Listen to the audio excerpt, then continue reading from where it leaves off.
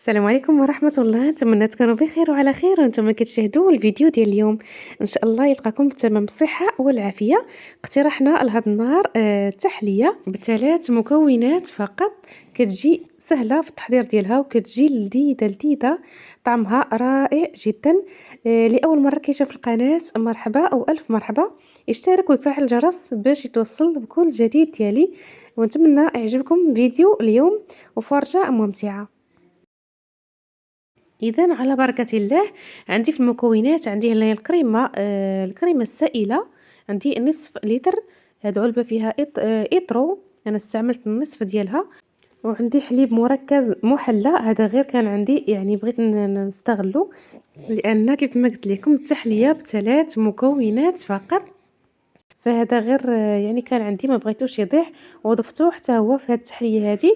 نتوما تقدروا تستغناو عليه. صافي الكريمه بطبيعه الحال راها بارده مزيان مزيان باش تطلع ليا مزيان، وحتى هذاك النسلي حتى هو راه بارد، يعني ضروري ما يكونوا باردين مزيان.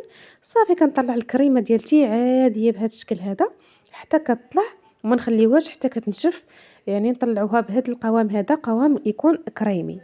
وهاد الكريمه راها حلوه، ما ضفت ليهاش السكر لانها كتكون حلوه. والمكون الثاني اللي هو البسكوي. هذا البسكوي هذا راه معروف، استعملوا يعني انتم على حسب المول اللي غادي تستعملوا، وعلى حسب كذلك الطبقات اللي غادي ديروا، فديروا اللي يناسبكم. انا صراحه راه ما حسبتش شحال من واحد. وعندي كذلك الحليب، وجبت هنايا سيركل مربع، او تقدروا ديروا دائري او لا غير مول عادي، يعني اللي بغيتو انتم. انا فضلت ندير هذا السيركل هذا. صافي كندوزهم في الحليب، وكان كنعمر الطبقه الاولى بهذا الشكل هذا. بصراحه كتوجد يعني بسرعه، ما فيهاش يعني شي تماره، وما فيهاش يعني مراحل بزاف.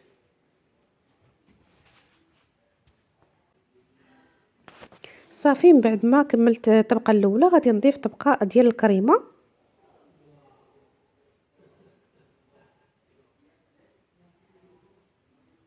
وغادي ندير طبقه ديال البسكوي، وحنا غاديين يعني طبقه ديال البسكوي طبقه ديال الكريمه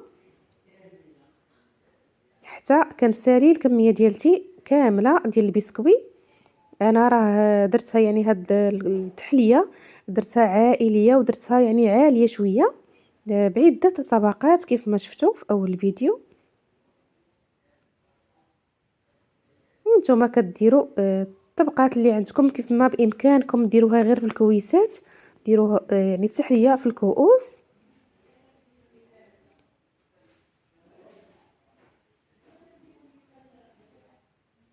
وانتم كتشاهدوا الفيديو ما تنساونيش من داك اللايك للتشجيع فقط.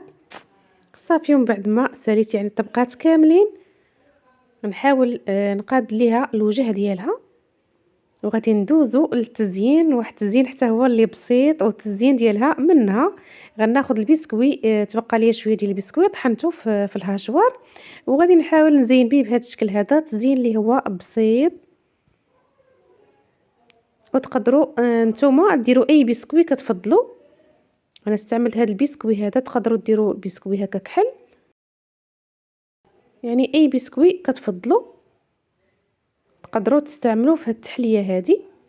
صافي وغادي نغطيها بالسلوفان، وغادي نخليها تبرد مزيان في الثلاجه حتى كتشد راسها. صافي هنا من بعد ما بردات انا خليتها يعني باتت، وهنا في الصباح نحاول نقطعها معاكم ونشاركها معاكم. كنتمنى تنال الاعجاب ديالكم، وكنتمنى انكم تجربوها، اكيد غادي تعجبكم، ما غاديش تندموا عليها. صراحه التحليه اللي بسيطه وكتجي لذيذه في نفس الوقت، و يعني بدون فرن بدون جينواز، كتجي ساهله وكتجي بنينه.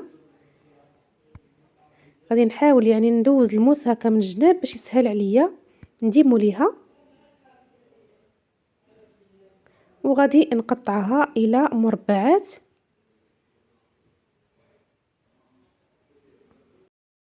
وإلا كيعجبكم يعني التحليات فاكتبوها لي في التعاليق، غادي نزيد نشارك معكم مع عدة تحليات يكونوا بساطين وسهلين كذلك في التحضير.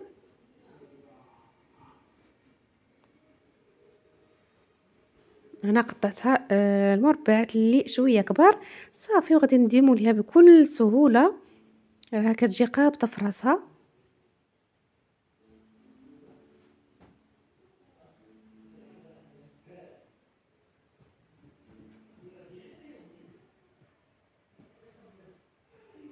هذا هو الشكل ديالها عن قرب. وما غاديش نضيع الفرصة، وغادي نشارك معكم القوام ديالها كيفاش كيجي من الداخل، وكتجي متماسكة.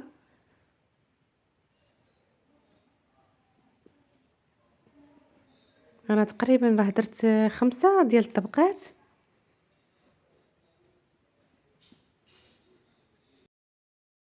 قوامها كيجي كريمي وكتذوب يعني في الفم، كتجي بحال شي غيمة، بحال القطن صراحة. كتستحق أنكم تجربوها. كيف ما بإمكانكم تستعملوها أولا ديروها في كؤوس. راه تبقى لي واحد شوية ودرتو في واحد الكاس، غادي نشاركو معكم حتى هو. كيجيو هكا فرديين، وهداك البسكوي كيذوب كيولي بحال جينواز، ما كيبقاش يبان أنه بسكوي. وهنا تبقى ليا شويه وشاركته كذلك، درته معكم في هذا الكاس باش الا ما بغيتوش يعني بهذا الحجم العائلي تقدروا تستعملوهم في الكويسات. كيجيو حتى هما متيولين وكل والكاس ديالو كيجيو رائعين. الى هنا وصلنا للنهايه ديال الفيديو. كنشكركم بزاف بزاف على حسن المتابعه، والمزيد من الوصفات زوروا القناه. غادي تلقاو بزاف ديال الوصفات المالح والحلو. يعني اختاروا منها اللي كيناسبكم. وكنشكركم من القلب، وإلى اللقاء إلى فيديو قادم بحول الله.